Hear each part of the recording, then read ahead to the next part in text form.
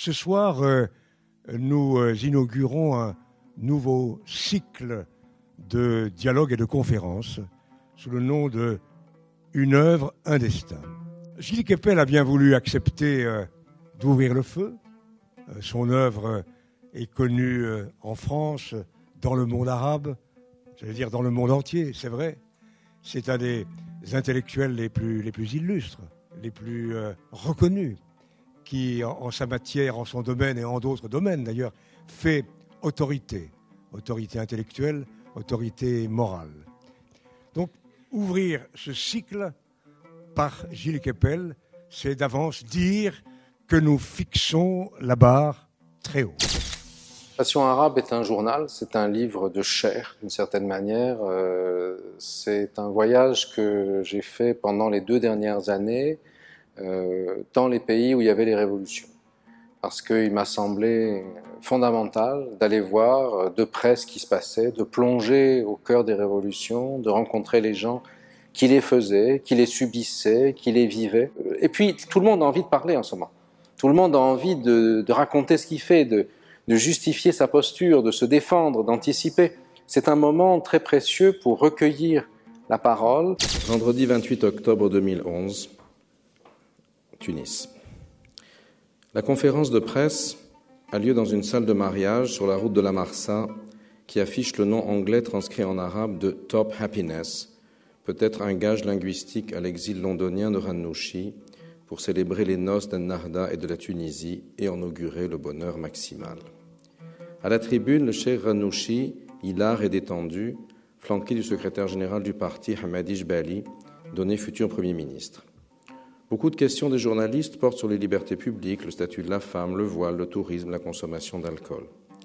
Ranouchi certifie que le parti n'a aucunement vocation à ordonner aux Tunisiens comment se vêtir ou quoi boire et multiplie les propos rassurants à l'adresse des classes moyennes sécularisées.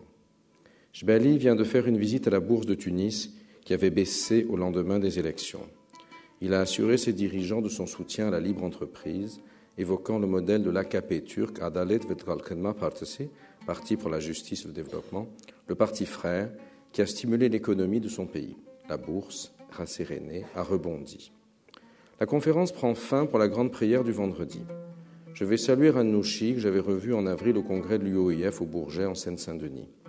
Nous convenons d'un proche rendez-vous. J'en profite pour lui demander incidemment où il va prier, cherchant dans quelle mosquée de Tunis sera prononcé le sermon de la victoire en ce premier vendredi qui suit le succès électoral historique des islamistes. Il me dit qu'il se rend dans la mosquée la plus proche, comme indifférent au lieu. On m'avait informé de divers côtés qu'Ennahda célébrerait l'occasion dans une grande mosquée de la ville coloniale, sise dans le quartier Lafayette, la Mesjid al-Fath. Le terme arabe Fath, passé en français courant par le truchement du mouvement de libération de la Palestine, dont il constitue l'acronyme inversé, signifie conquête, au sens étymologique d'ouverture, la conquête représentant l'ouverture à l'islam d'un territoire nouveau. Il désigne, dans la littérature classique, les guerres fulgurantes menées par les premiers cavaliers musulmans au 7e siècle pour soumettre à la nouvelle religion les vastes étendues qui séparaient l'Andalousie de Samarcande. Cela paraissait tout indiquer en ce premier vendredi de la reconquête de la Tunisie ci-devant laïque par un parti islamiste. Sur le plan touristique de la ville de Tunis, reçue à l'aéroport, datant de l'ère laïque, ne figure pas la mosquée, lieu de prière moderne sans intérêt architectural. Abandonnant la voiture de location dans le quartier Lafayette et me mettant en quête de la fameuse mosquée, je suis orienté par les kiosquiers, distributeurs d'essence et autres marchands à la sauvette dans les directions les plus diverses. Ils marquent un instant d'hésitation, se demandant si je suis un dévot syro-libanais, ce qui correspondrait assez bien à mon look, ou un pieux égyptien, comme le suggère mon accent. Voilà. Alors, comme vous le voyez, ce texte n'est pas un texte froid, universitaire, le résultat d'une recherche accompagnée de nombreuses notes. C'est un voyage en Orient, un voyage pour découvrir l'Orient aujourd'hui. Pourquoi ce choix d'une écriture différente après avoir publié des livres qui étaient tous des livres scientifiques plus classiques? Pourquoi ce choix aujourd'hui d'une écriture différente? Et es-tu un orientaliste? Dans le livre, tu dis à un endroit que pour certains de tes interlocuteurs, un orientaliste est un supplétif de l'État français. Donc, es-tu un orientaliste? Et à ce titre, es-tu un supplétif de l'État français? Et puis, je voudrais poser aussi, toujours dans le cadre de cette même question, la question pourquoi le titre Passion arabe? Alors, ça peut se voir à différents niveaux. Passion arabe, ça aurait pu être aussi passions arabes au pluriel. C'est une passion. Alors, est-ce qu'un orientaliste, c'est quelqu'un qui essaie de rechercher l'autre, de comprendre l'autre, ou pour l'utiliser, ou est-ce que c'est quelqu'un qui a la passion de l'autre? Passion, en français, ça recouvre beaucoup de sens. Voilà. Mais nous avons eu beaucoup de mal quand nous avons cherché à traduire ce mot en arabe. Nous y sommes arrivés. Nous sommes arrivés incomplètement. La passion du Christ dont tu parles ne convenait pas, parce que le monde arabe n'est tout de même pas un monde crucifié. Non, mais la révolution le crucifie. Et aujourd'hui, je crois qu'il faut bien voir que aucune révolution, quand on la vit, n'est quelque chose de simple et de facile.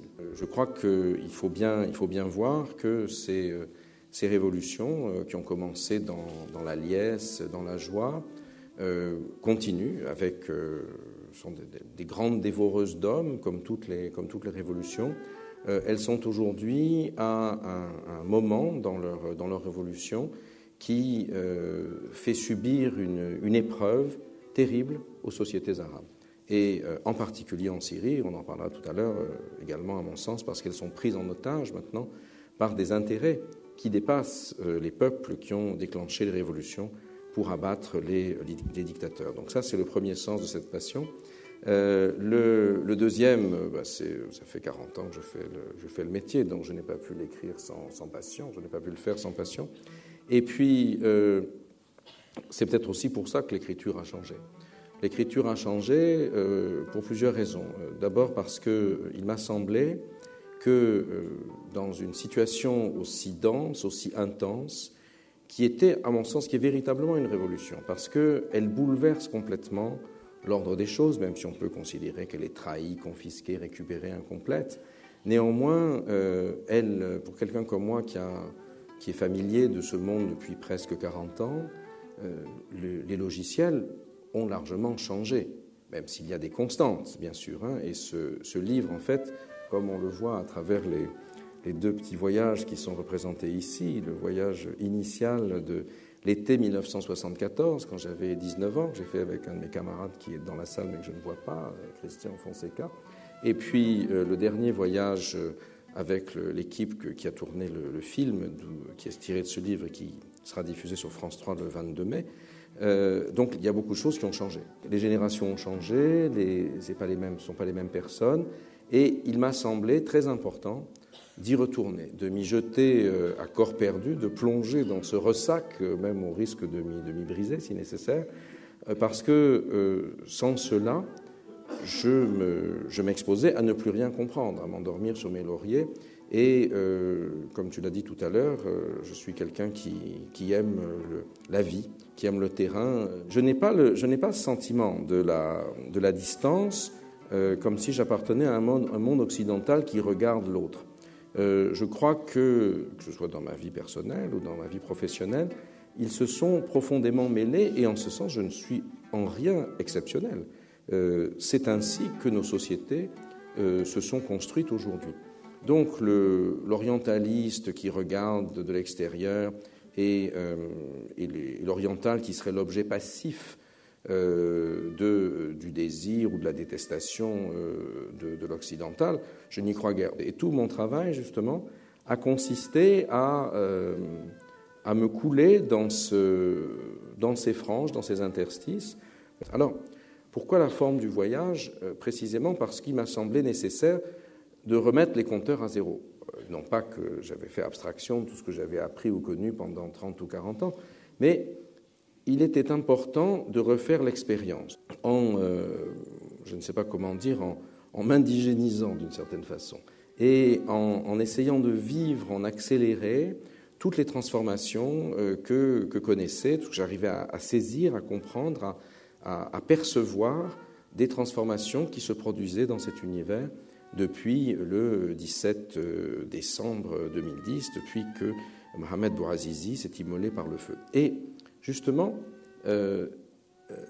toutes ces transformations, elles sont à la fois le fait de l'expérience des gens, de leur mémoire, de la manière dont la mémoire ensuite les réécrit, les arrange, les travestit. Et j'ai été très sensible dans ce livre, notamment, à la façon dont étaient construits les mythes de mobilisation, positifs ou négatifs. Je consacre beaucoup de temps à essayer d'analyser la façon dont se sont construits des mythes concurrents autour de l'immolation de Mohamed Bouazizi, ou également le mythe du père corse et de la mère juive de Kadhafi, qui était une manière d'exonérer l'islam et l'arabité de ses crimes aussi. Et pourquoi, comment ça se construit à un moment donné, quels sont les acteurs qui les portent, comment tel mythe fonctionne, a une valeur monétaire, est mise en circulation, comment un autre, au contraire, reste sec. Et donc, de ce fait-là, l'écriture qui présentait la subjectivité de l'auteur me semblait quelque chose d'absolument fondamental. Tout autre mode d'expression m'aurait semblé factice, m'aurait semblé mensonger, puisque celui qui va dans le monde arabe, qui vit par sa propre passion, qui essaye de comprendre, de pénétrer la passion de l'autre, de s'y coller d'une certaine manière, il est là. Je ne suis pas tombé du ciel, en dépit du titre, mais je suis le produit de ces 30 années d'expérience. Et il m'a semblé important, justement, d'exprimer la congruence entre l'une et l'autre, entre ces 30 années et la présente. Donc voilà un peu la raison de cette écriture différente. Puis je crois que c'est comme ça c'est là que j'en suis maintenant dans ma démarche personnelle. Alors tu disais que les identités au nord et au sud de la Méditerranée, à l'est et à l'ouest, étaient globalement les mêmes, qu'il n'y avait pas de vrai problème d'identité. Ce qu'il y avait, c'était un problème de régime politique. Actuellement, il y a dans les médias, mais aussi dans les esprits, une crainte que les révolutions n'entraînent, au moins provisoirement, une régression dans le domaine des droits de l'homme et surtout des droits de la femme. Se pose le problème de la laïcité, notamment. Ce mot qu'il est pratiquement interdit d'employer dans quelque milieu que ce soit, qu'on ne prononce qu'à voix basse, en lui préférant un autre mot, le mot Dawla al-Madaniya, qui est l'état civil par opposition à l'état théocratique. Que penses-tu de ce point, au terme de ce voyage? Je ne suis pas sûr que les identités soient les mêmes. Non, je ne serais pas allé jusqu'à dire ça. Il me semble que ce qui constitue les identités est fabriqué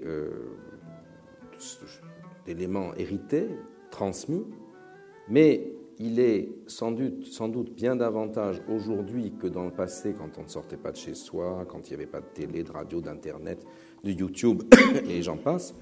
Les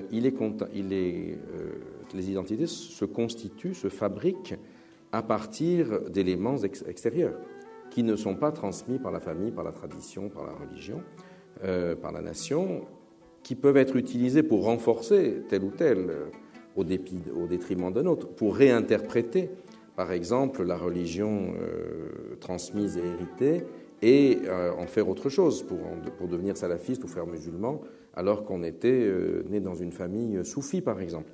Et en même temps, le voyage, la présence massive de l'immigration originaire du monde arabe en France, la présence culturelle massive aussi de la culture française, mais aussi de la culture américaine et autres au Maghreb, pour ce qui est de la France, et américaine, anglaise ou globale, davantage pour ce qui est du Levant et plus encore du Golfe.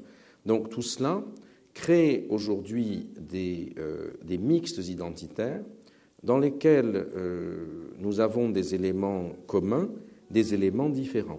Et je crois que c'est une illusion de s'imaginer qu'il y a une adéquation parfaite, mais aussi qu'il y a une irréductibilité totale. Or, dans la manière dont le monde arabe est représenté, on alterne en permanence entre ce Carib et ce Silla. Et regarde par exemple comment les choses se sont passées lors de l'émergence des révolutions arabes, ce qu'on a appelé les printemps. Printemps étant du reste un terme métaphorique qui voulait, pour éviter de réfléchir, on utilise une comparaison. On fait toujours comme ça. Bon. Alors printemps, ça voulait dire pour les plus jeunes printemps de Prague, donc le monde arabe comme le bloc de l'Est ex-soviétique quittait la dictature et passait à la démocratie, et pour les plus vieux, ou ceux qui étaient à l'école il y a le plus longtemps, c'était les printemps des peuples de 1848 en Europe, avec l'effet comme ça de dissémination, de contagion. Et tout d'un coup, on a dit c'est formidable, ils sont comme nous. Ils sont sur Twitter, sur Facebook, ils bloguent, c'est la jeunesse éduquée qui est descendue dans la rue, ils parlent français et anglais. Ben Laden, c'est fini, ça y est, le djihad c'est terminé, les arabisants à la poubelle, les orientalistes à la retraite, les De Gilles au feu et les livres au milieu.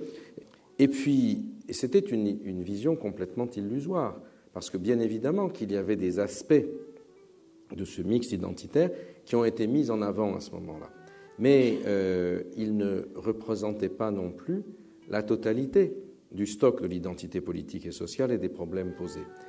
Moi, je ne cherche pas à être dans un camp ou dans un autre. Mon travail consiste à, ma posture, ma démarche, à essayer de rendre compte au plus près de ce que je comprends de la réalité.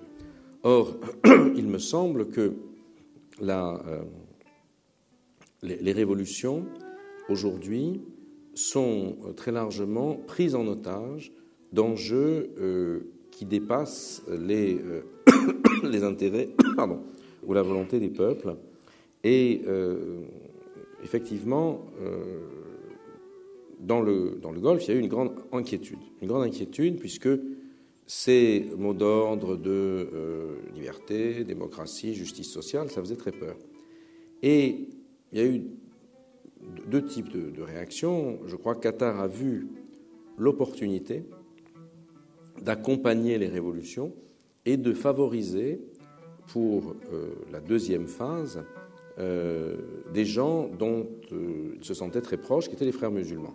Al Jazeera, la chaîne qatari, a été l'impresario et le sponsor des frères, leur a donné tout le temps la parole et a permis à contribuer, ce n'était pas la seule raison, mais à contribuer à les mettre en scène.